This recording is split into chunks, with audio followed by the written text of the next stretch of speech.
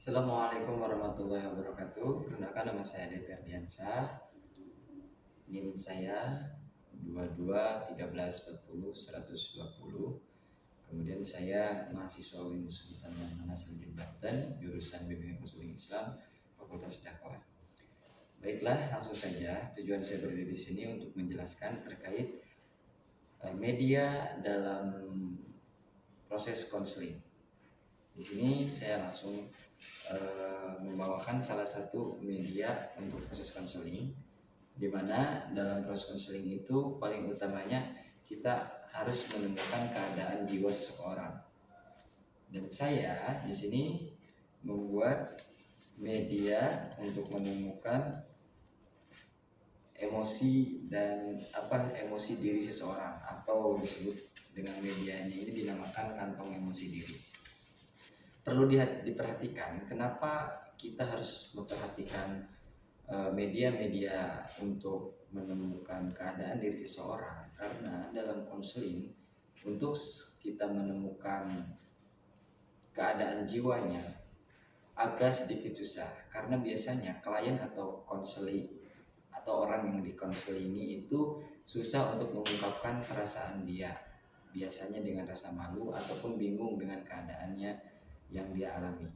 Nah, ini salah satu alternatif medianya untuk memudahkan konselor atau orang yang mengkonselingi dan konseli atau orang yang dikonselingi itu, biar lebih mudah proses konselingnya, di mana media ini kan menemukan atau mencari atau disebutnya kan mendeteksi keadaan emosi diri seseorang gitu.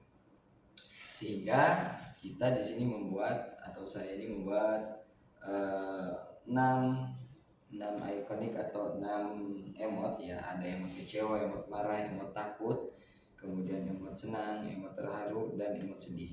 Lalu bagaimana proses penggunaan kantong emosi diri ini? Begini, kita nanti akan menyediakan beberapa semacam tiket. Itu semacam tiket, atau kita namakan ini adalah persyaratan yang perlu dimiliki oleh setiap orang atau pasien atau klien, di mana nanti kita akan menyediakan media ini dan menyerahkan kepada mereka atau orang yang dikonseling untuk memilih dari emot-emot mereka.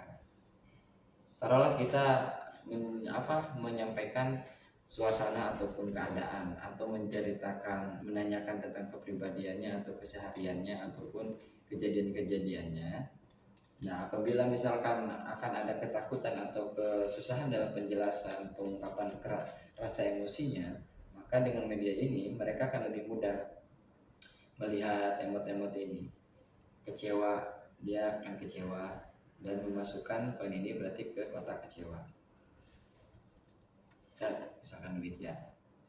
Begitupun yang lainnya, sedang dia emosinya penuh rasa marah, takut. Saya ulangi kembali, selain daripada mendeteksi emosi secara keseluruhan, ini pun bisa dipergunakan, media ini bisa dipergunakan untuk salah satu kejadian atau problem-problem masa lampau dari klien. Misalkan ada suatu hal yang tidak bisa diungkapkan secara perasaan, namun dia hanya menyampaikan ceritanya saja tentang masa lalu klien, maka kita sediakan hal ini.